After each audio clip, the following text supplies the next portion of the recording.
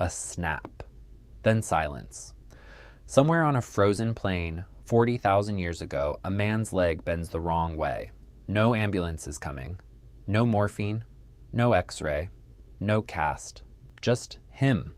The cold closing in and a group of people deciding in the next few minutes whether he lives or becomes something the wolves find later.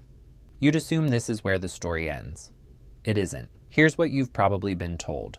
Ancient life was short and brutal, and an injury like a shattered femur was a death sentence. No doctors, no medicine, survival of the fittest. And a person who can't walk isn't fit for anything. That story is wrong. Archaeologists keep digging up something that shouldn't exist if that story were true. Prehistoric skeletons with fractures that healed. Not just cracked and left to rot, healed, realigned, fused. Some belonging to people who lived for years afterward, decades before the word hospital meant anything. Which means somebody set that bone. Somebody fed that person while they couldn't hunt. Somebody decided a broken body was still worth keeping alive. So the real question isn't whether ancient humans could survive a broken bone. It's what kind of species decides someone is worth saving when saving them costs everything. Let's ground this. In 1970, at a site called Shanidar Cave in Iraq, researchers uncovered the skeleton of a Neanderthal man who lived roughly 45,000 years ago. Scientists call him Shanidar 1. His body was a record of catastrophe. A crushed eye socket, a withered right arm, broken so badly and so long ago that the bone had reshaped itself around the injury. A missing lower arm and hand. Damage to one leg that would have left him with a serious limp. Here's the part that matters. None of these injuries killed him. He lived for years, some researchers think a decade or more, after sustaining them. Think about what that means practically. A one-armed, partially blind, limping Neanderthal, in an ice age without a single modern convenience, stayed alive long enough for his bones to heal and remodel. He could not have hunted. He could not have defended himself. He could not have traveled fast or far or alone. Someone was feeding him. Someone was protecting him for years. That's not an accident. That's a system. So how does a group with no doctors actually set a bone? Turns out, carefully. Fractures found across the fossil record show signs of splinting. Straight, well-aligned healing that doesn't happen by chance.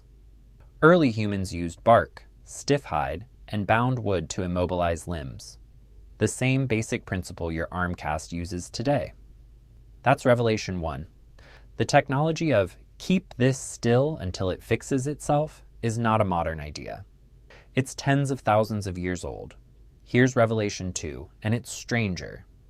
Splinting only solves half the problem. A broken leg doesn't just need to heal. It needs calories, water, protection from infection, someone dragging you out of the rain. For weeks, sometimes months.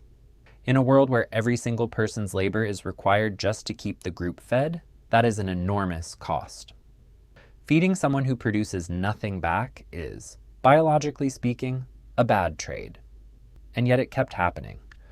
Over and over, across continents, across tens of thousands of years, the fossil record keeps handing us skeletons like Shanidar 1, bodies that should have died fast, but didn't. Now here's the pattern interrupt. Stop thinking about this as kindness for a second, because kindness alone doesn't explain a decision this expensive. Something colder is also at work. A group that keeps its injured alive is a group that proves something to itself. If this happens to you, you will not be left behind. That's not sentiment. That's a contract. And a group bound by that contract fights harder, stays together longer, and trusts each other more completely than a group that abandons its wounded. Which means the broken leg wasn't just a medical emergency.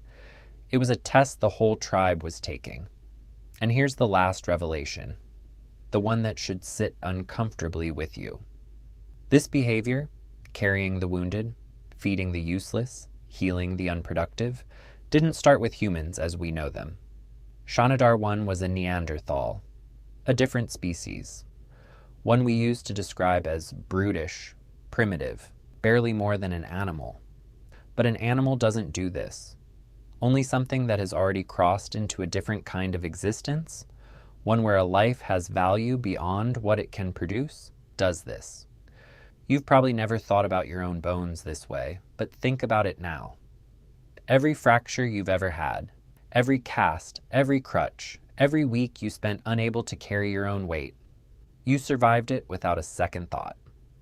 Because the world you were born into already assumes you're worth saving.